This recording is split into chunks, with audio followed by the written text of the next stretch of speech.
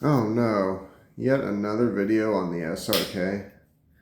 Listen, it's not just any video on the SRK. It's my video on the SRK. Okay, so now you've seen two SRs. That was the SR1 Lite. Now you see a second SRK. Huh, what's going on? How does this guy have so many SRKs? I believe in the design. When I hear SRK, or when I hear knife, in my mind, my mind's eye goes to a knife shaped about like this. It's like, hey, that's the quintessential knife. You know, of course, the Navy SEALs use it. That it doesn't mean anything special to me. How does that pertain to me? Don't know. This is my user around the house, so I always have one. Even if I'm wearing it on the inside of my M159 denim jacket by Wrangler, I'll have that. This stays in my bag at all times, and it is fresh, fresh, fresh. The only wear you see is from me taking it in and out of the sheath and admiring it, but it is sharp, sharp, sharp. I keep both of them that way actually, but you can tell it's just not been messed with in any sort of capacity. Let me see what my folding one is. I think I sharpened that not too long ago, but I have been on a few jobs since, so let's see. Fresh piece of paper. Yeah, not too shabby. It's still, I would approximate it as shaving sharp. Yeah, both of these two are shaving sharp. I think the one that I've been beating around the bush literally with might lack a little bit of that. Oh no, let me see.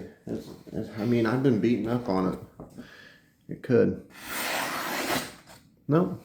There's a little catch at the end there, but no, it's pretty good. This is the SK5 version. This is the folding version of that knife. And my God, do I love them all. I made a video on this knife already. You just have to dig through my archives and shit like that, and you'll find it. Started out with a Tonto version. Put a lot of very hard use on that one, and it survived with passing. It passed with flying colors. So, yeah.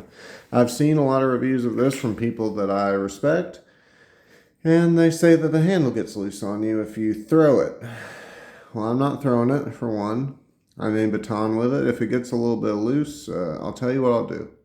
Tell you exactly what I'll do if the handle gets loose. Deal with it. I don't need it to be just perfectly locked in, solid, all that. I know it's going to stay in there. It's riveted in right there. It's not going anywhere. If it gets a little bit loose and rattly, you can just clean the sand out of your vagina and deal with it.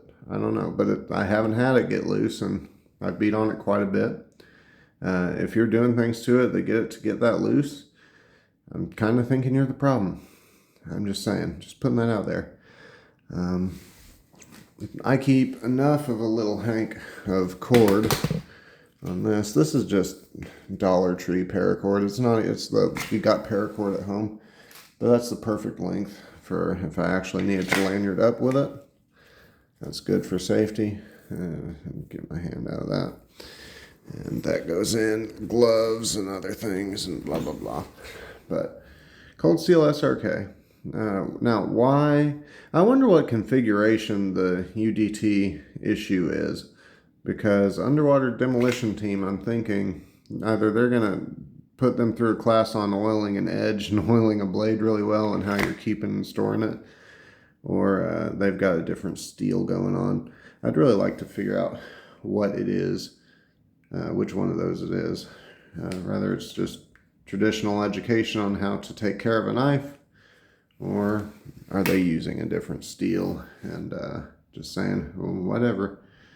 These guys are probably just going to use their knives to open up MREs anyway. I don't know. I think it's a really good size for a light survival knife. I mean, we can go ludicrous if we're talking about things that you can use out in the woods. Now, I've got one. Oh, here it is. I've got one I've had for a long time, and this is an 01 steel.